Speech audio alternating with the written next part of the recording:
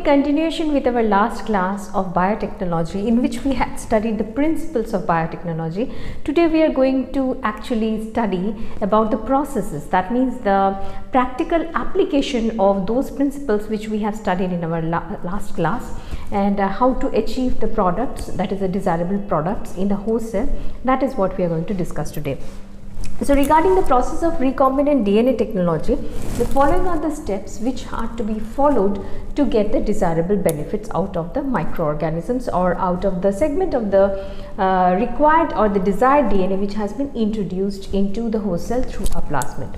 The first is isolation of DNA. Now regarding this isolation of DNA, there is a practical in class 12 which I have done a video, and I am going to give that that is the link of that thing in the description box. You will go through it, then you will get to know that how to easily isolate the DNA even in your home also.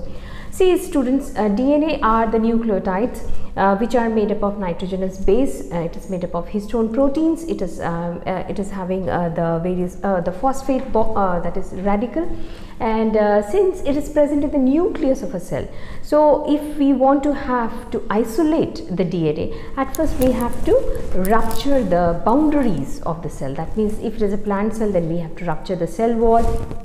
And then we have to think about the cell membrane, then we have to think about nuclear membrane, then inside that it is the RNA are there, the DNA are there. We have to target the DNA. So for that, step by step we have to actually that is your decompose or degrade that is the cell from which we are going to get the desirable genes out of it.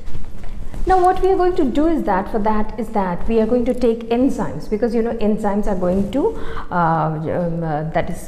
get rid of these obstacles to reach to our target destination, that is our DNA. So we need a cellulase enzyme. Sometimes if we are working upon the fungal cell, then we have to remove the fungal cell wall. So for fungal cell wall, as you know, it is made up of chitin, so we need chitinase. Then we need ribonuclease, we need protease. So various enzymes are required for the isolation of the DNA, and once it is obtained after treating it with the various kinds of enzymes, then we are subjecting that is extract to that of chilled ethanol. And once it is subjected to the chilled ethanol, after the filtration, when it is subjected to the chilled ethanol, then we find fine threads of a DNA which can be taken out by the process which is called spooling. Okay, spooling, which is called spooling. So this is how the isolation of the DNA can be done.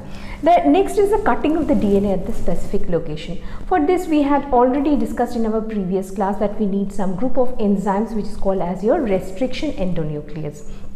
Now this restriction endonuclease are going to cut the DNA into various small fragments.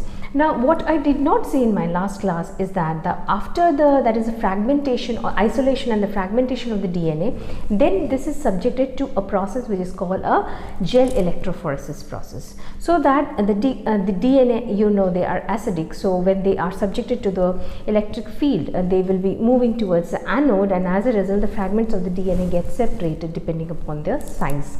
So as a result we can get various segments of the DNA, and when they are treated with that of coloring agent which is called ethidium bromide, and they are then subjected to that of the X-rays, then they appear to be like that of the orange bands, and then we can select the various segments of this foreign DNA and get it incorporated into the various plasmids or the bacteriophages, and can come to know the kind of changes it has undergone, and then we can get the desirable segment of the gene of interest. It's not that easy, it is a lengthy process, so it will a time-taking process. So after that only we get the desirable benefits out of it. The next step is which is called as your amplification of gene of interest using PCR. Now this is very interesting. PCR is polymerase chain reaction. That means the foreign DNA which is of interest, the desirable DNA which is of interest, it is copied multiple times, sometimes million copies or billion copies. using of course an enzyme. The name of the enzyme is called as your Taq polymerase, and this enzyme is a heat resistant enzyme, as because the PCR is conducted at a laboratory condition. So when it is conducted at a laboratory condition, at first the segment of the DNA carrying the foreign that is gene is subjected to that of heat, so that the denaturing of the DNA can take place. So if the denaturing of the DNA is taking place, that means it is subjected to a heat. So heat can destroy the enzymes, and we know that for the replication of the DNA polymerase is a vital enzyme.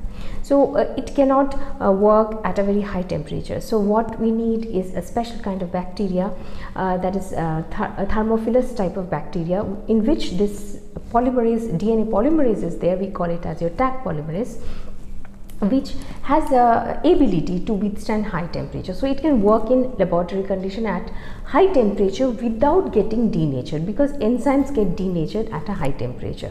So it is allowed to have a primer with a segment of oligosaccharides, which is provided of course in the culture media artificially, and as a result of this DNA polymerase getting attached with that of this primer on both the strands, that is from 5' to 3' and from the 3' to 5', it can undergo within in 30 cycles it can make 1 billion copies of the desirable gene.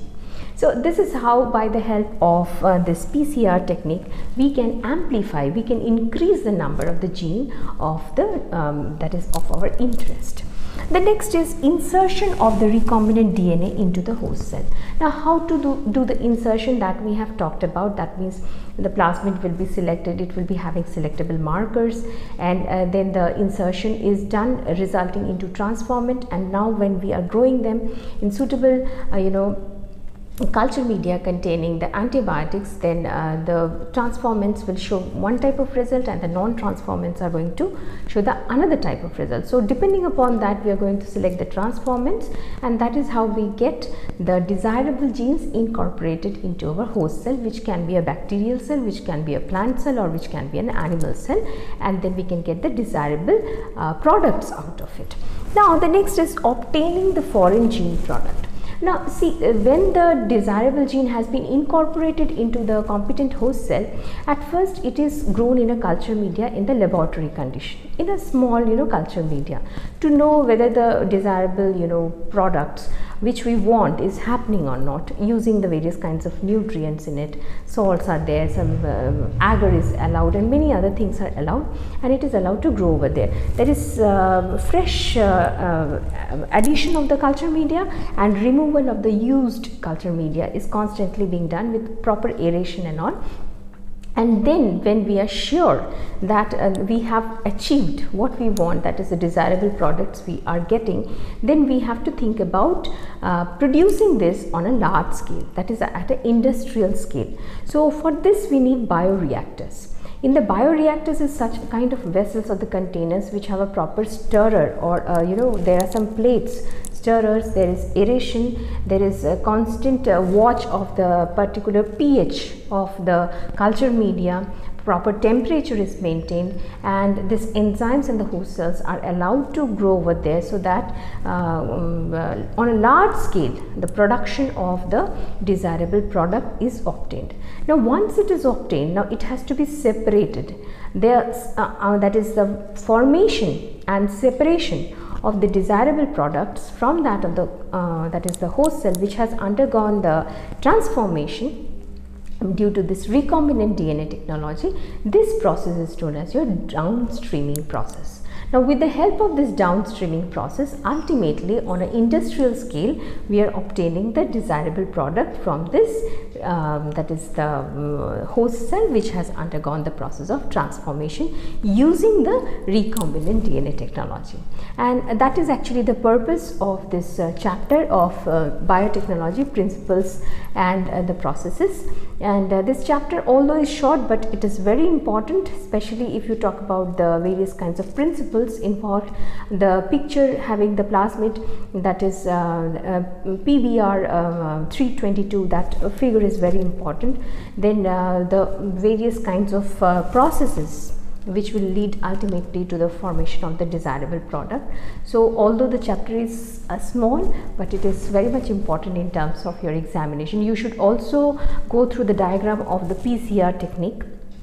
And of course, in the last class which I have told you, that is how does the restriction endonuclease finds the recognition sites, and how the sticky ends are produced both in host cell and that of the foreign DNA, and how does the assemblage takes place. So all those diagrams are very important from this chapter.